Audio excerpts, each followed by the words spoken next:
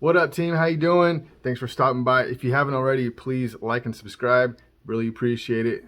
Thank you all. Fun games last night if you're on the Suns and Sixers sides, and even more fun if you parlayed them both, right? I don't endorse parlays. I do with free bets, however. We get multiple. You get some nice plus money on a house free bet. That's the way to work those free bets.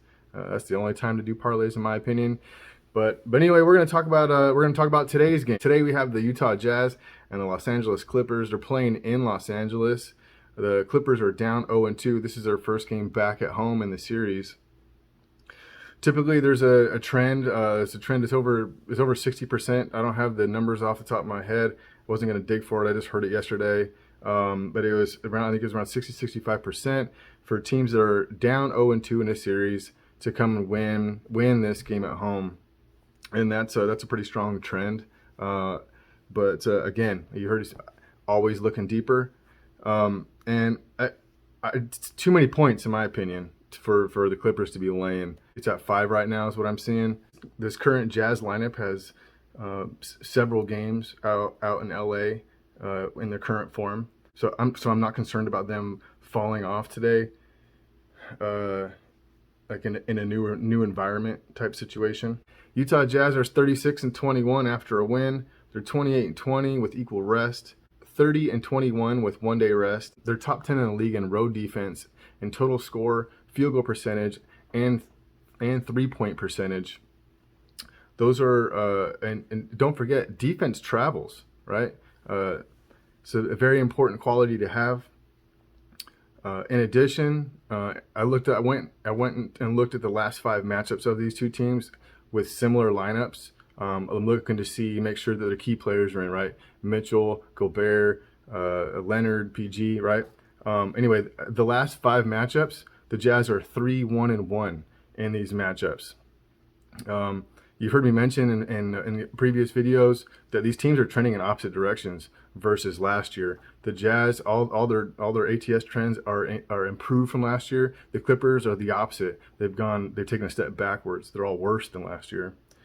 And the Clippers, there's really nothing strong on the Clippers side that I'm seeing. They're 16-13 after a loss. They're 19-17 as a home favorite. 24-21 with equal rest. And 26-25 with one-day rest. None of those are strong, barely over 50%, all of those. At home defense, they rank middle of the league in field goal percentage and 3-point percentage. Jazz is not going to stop raining threes down. In fact, that's both of these teams' goal. But in these last 5 games between these two teams, the Jazz held the Clippers to an average of 108 points. The Jazz have averaged 113 points in these 5 games. There's one trend I do want to address on the Jazz. Some observant folks may come across. They'll see that the Utah Jazz are 1-3 as a road dog this season, but we're going to dismiss that, and I'm going to tell you why.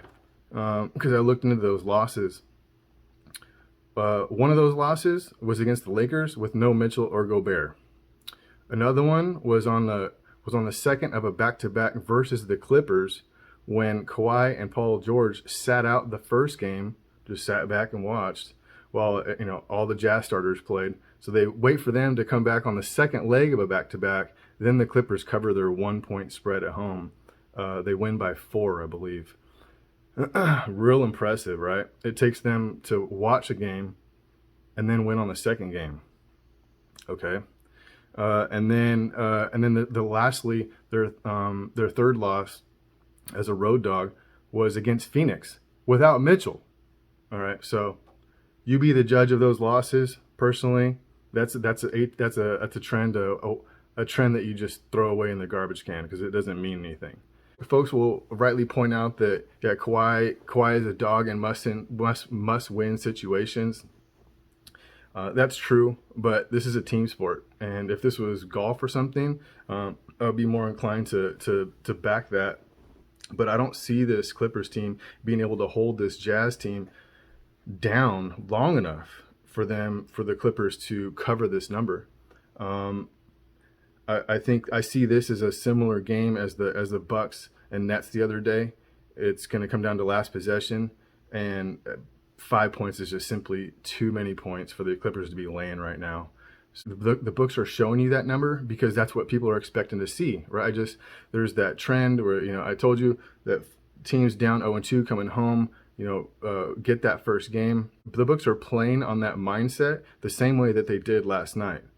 With the Nuggets being favored, right? With the Hawks being favored at the half, and that didn't happen.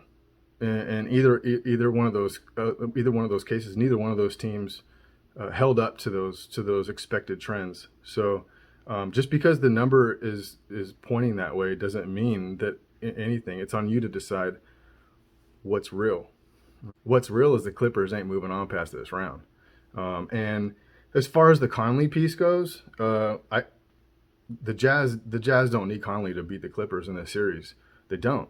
But they do need him for the Suns. I think what's happening is the Jazz are resting him because they're preparing for battle. That series with the Suns is going to be battle, and I can't wait to watch it. But they're going to need Conley at 100% there. They don't need him at all in this series. They can take care of this weak Clippers team with what they got. But they will need Conley in the Western Conference Finals. So anyway, the Hook official picks for today, June 12th, we're going with Utah Jazz +5. Got that at William Hill. Thanks again for stopping by. Please like and subscribe. Stay sharp. Don't force plays. Let's smack these books up.